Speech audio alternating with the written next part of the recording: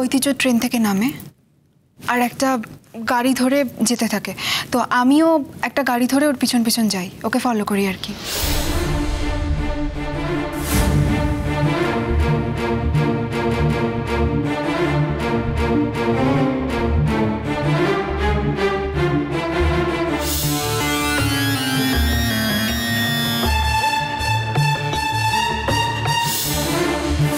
ঐতিহ্য যেখানে গাড়ি থেকে নামে আমিও ওইখানেই তার কাছাকাছি গাড়ি থেকে নামি, নেমে তারপর ওকে ফলো করি।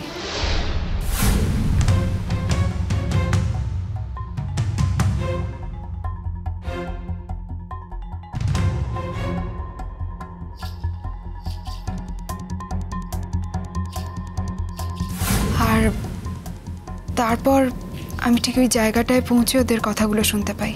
চলো তুই তো আমাকে একটা কথা বল, যাকে ভালোবাসিস বা ভালোবাসতিস হোয়াট এভার, মানে যার জন্যে তুই নিজের জীবনটাকে বরবাদ করলি, যার মাকে তার কাছে ফিরিয়ে দিলি, মানে জাস্ট এই চ্যাপ্টারটা ভুলতে তোর কতদিন লাগবে? ভুলে গেছি বিবেকদা, বিশ্বাস করুন। আমি যে মেয়েটাকে ভালোবেসেছিলাম সে নিজের মায়ের খুনের জন্য আমাকেই সন্দেহ করছে। আর এই কথাটা শোনার পর আজ থেকে সারা জীবন আমি আপনার। আজকের পর থেকে আমাকে আপনি যেভাবে খুশি ব্যবহার করতে পারেন।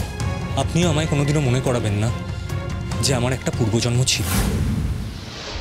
বলছো কি? হ্যাঁ স্যার, প্রত্যেকটা কথা অক্ষরে অক্ষরে বর্ণে বর্ণে সত্যি। ঐতিহ্য আমার মাকে বাঁচানোর জন্যই ওই বিবেক বলে লোকটির দলে জয়েন করেছে।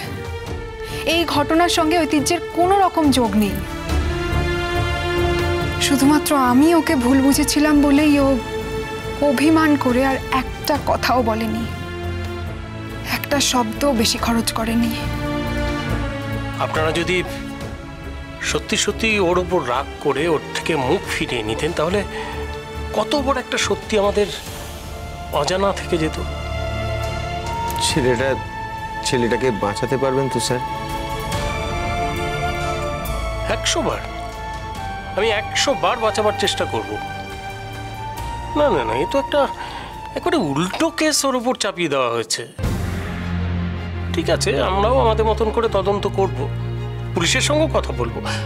হ্যাঁ, চিঠির কথা পুলিশ শোনেনি, কিন্তু আমরা কথা বলতে গেলে আমাদের কথা অগ্রাহ্য করবে না। তারপর কোর্ট তো খোলা রইলই, আমরা আমাদের মতো তদন্ত করে যাব। আমিও ঠিক সময় মতো আমার মতো করে কোর্টে সব কিছু প্রডিউস করব, কিচ্ছু চিন্তা করবেন না। আর আমি আজকেই দেখছি ছোটুর জামিন করানো যায় কিনা। স্যার, এই জামিনটা ভীষণ দরকার স্যার, ভীষণ দরকার। ওরা শুধুমাত্র সন্দেহের ভিত্তিতে ঐতিহ্যকে কোর্টে প্রডিউস করে দিয়েছে, ওর বিরুদ্ধে কোনো প্রমাণ পাওয়া যায়নি। এখন খালি একমাত্র প্রমাণ হচ্ছে বিবেকের ডেরা থেকে ওরা ওকে উদ্ধার করতে পেরেছে। কিন্তু বিবেকের ডেরা থেকে উদ্ধার হওয়া মানেই তো এটা নয় যে অপরাধমূলক কোনো কাজের সঙ্গেও জড়িয়ে আছে।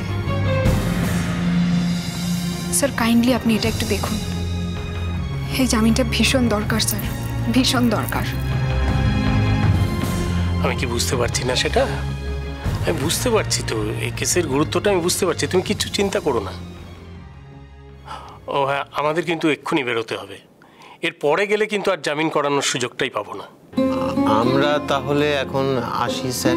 না মানে ওই বাড়ি বিক্রি করে যে টাকা সে টাকা আমরা আপনাকে দিয়ে দেবো, এই মুহূর্তে তো সাথে আনিনি স্যার। বলছি ওই বাড়ির দলিলটা কি আপনাকে দিয়ে যাব, বাড়ির দলিলটা আপনি রেখে দিন। দেখুন, আমরা প্রফেশনাল ঠিকই, তো এতটা প্রফেশনাল নই যে একজন বৃদ্ধ অসহায় বাবা তার ছেলেকে বাঁচানোর জন্য যখন আমার দ্বারস্থ হয়েছেন, তার জমি বাড়ির বিনিময়ে আমি তার ছেলেকে রক্ষা করব। স্যার, আপনার সাম্মানিকের কোনো অসুবিধা হবে না।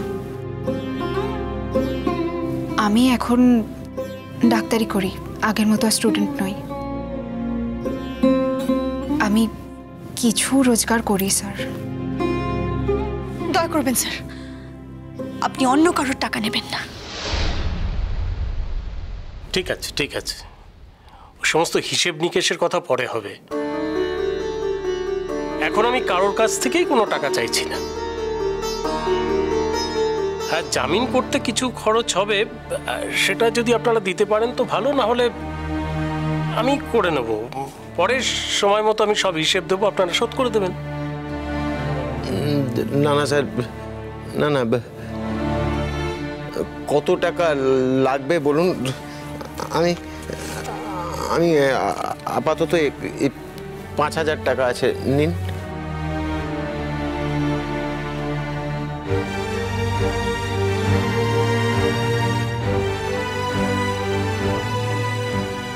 আজ আমাকে যতটা দূরে সরিয়ে দিচ্ছ, একদিন আমাকে ততটাই কাছে ডাকবে তোমরা। আমি জানি কাকু, আর আমি সেই দিনটার অপেক্ষা করব। আর আমার এই অপেক্ষাটা ব্যর্থ হবে না, আমি এটাও জানি বৌদি।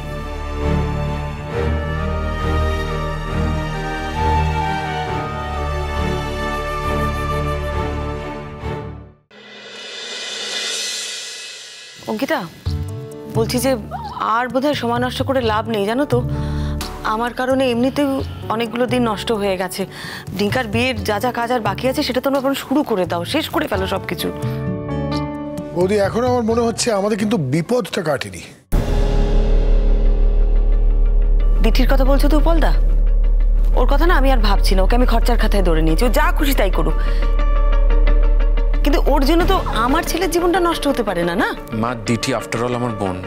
ও যদি ভালো না থাকে আমার পক্ষে ভালো থাকা সম্ভব নয়। তখন আমার পক্ষে এই মুহূর্তে আনন্দ অনুষ্ঠান করা, হই হই করা সম্ভব নয়। আমি তো বুঝতে পারছি, চোখের সামনে দেখতে পারছি আমার বোন হাতের বাইরে বেরিয়ে গেছে। দেখো, আই হোপ, আশা করছি যে পুলিশ কোনোভাবে এই কেসটা তোকে চার্জ করবে না। কিন্তু যদি ওকে পুলিশ অ্যারেস্ট করে মা, আমার পক্ষে এই মুহূর্তে বিয়ে করা সম্ভব না। প্লিজ ডিঙ্কা, এই সমস্ত কথা একদম বলবি না। ও যা খুশি করুক, ওর জন্য তুই তোর জীবনটা নষ্ট করবি কেন? একদম না। তাছাড়া এই দিনটা জীবনে বারবার আসবে না। আর তুই তুই একা নিজের কথা ভাবছিস কেন? খালি অর্ণাও কিন্তু এর মধ্যে জড়িয়েছে, সেটা একবার ভাব। আন্টি দেখো, অর্ণার যতই ব্যাপার থাকুক না কেন, অর্ণা তো স্বার্থপর নয়। আমি ওকে যতটুকু চিনেছি, ও যথেষ্ট ভালো মেয়ে। ও স্বার্থপরের মতো নিজের বিয়েতে একা একা আনন্দ করবে, এটা হতে পারে না আন্টি। আমার না খুব খারাপ লাগছে। মানে আমি অনেকদিন ধরে প্ল্যান করেছি তো যে কিভাবে সাজবো, ডিঙ্কার বিয়েতে কত মজা করব, বিয়েতে কি পরবো, বউ ভাতে কি পরবো, বুড়ো ভাতে কি করব। আমার একদম ভালো লাগছে না। দিদিটা যে কি করলো, মানে it's really very sad Sreemoyee. মানে ওর এত একটা উজ্জ্বল ভবিষ্যৎ, ছেলেটার তো শাস্তি হবে, ইটস ওকে, যাবজ্জীবনও হতে পারে।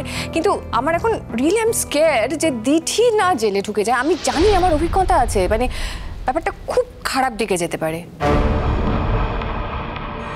কেন এরকম করছে বলে তো, মানে কেন করছে?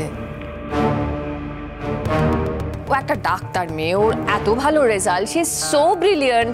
ও নিজের জীবন বিসর্জন দিয়ে একটা ছেলেকে ভালোবাসছে, মানে পুরো অপাত্রে দান করছে।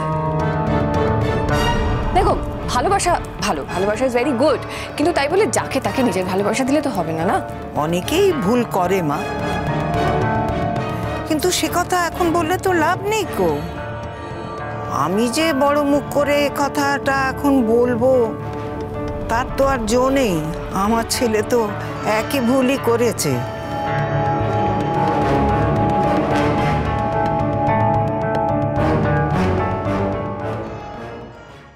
অঙ্কিতা, তোমার নামে একটা চিঠি এসছে, মোস্ট প্রবাবলি জাম্বো পাঠিয়েছে, অত ইম্পর্টেন্ট কিছু।